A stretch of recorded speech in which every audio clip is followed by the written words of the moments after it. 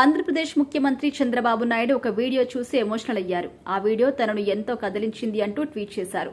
ఏలూరు జిల్లా పోలీసులు చోరీ అయిన 251 బైకులను స్వాధీనం చేసుకుని 25 మంది అనుమానితుల్ని అరెస్ట్ చేశారు. ఈ విషయాన్ని చంద్రబాబు ప్రస్తావించారు. పోలీసుల్ని అభినందించారు. అయితే నీలి అలివేని మహిళకి సంబంధించిన ద్విచక్ర వాహనాన్ని పోలీసులు అప్పగిస్తున్నప్పుడు ఆమె భావోద్వేగం తనను కదిలించింది అన్నారు చంద్రబాబు. ప్రతిరోజు జీవితంలో బైక్ ఆవశ్యకతను ఈ ఘటన తెలియజేస్తుంది అన్నారు. తలసేమియాతో బాధపడుతున్న తన కుమార్తెను అలివేని ఈ స్కూటర్ మీద ఆసుపత్రికి తీసుకెళ్లేవారు.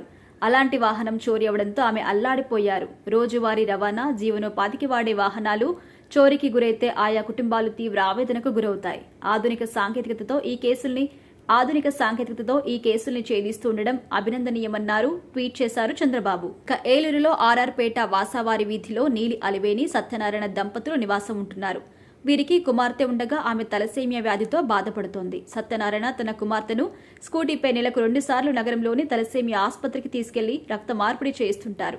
ప్రస్తుతం ఆమె వయసు 20 ఏళ్లు కాగా 2021 నీట్లో 450 ర్యాంకు సాధించి ఆశ్రమ్ కాలేజీలో ఎంబీబీఎస్ సెకండ్ ఇయర్ చదువుతోంది.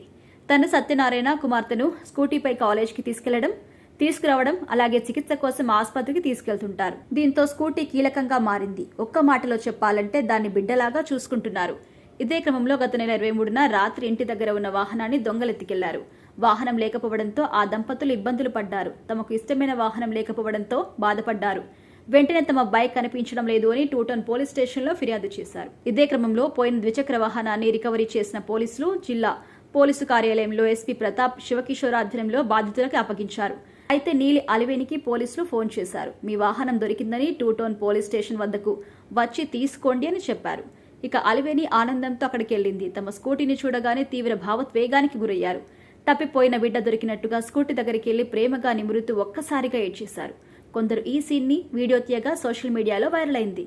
ఈ విషయం ముఖ్యమంత్రి చంద్రబాబు దృష్టికి వెళ్లగా ఆ వీడియోను చూసి ట్వీట్ చేశారు. ఆమె భావోద్వేగం కదిలించిందని, పోగొట్టుకున్న స్కూటీ రికవరీ చేసినందుకు ఏలూరు జిల్లా పోలీసులను అభినందిస్తున్నాను అన్నారు చంద్రబాబు.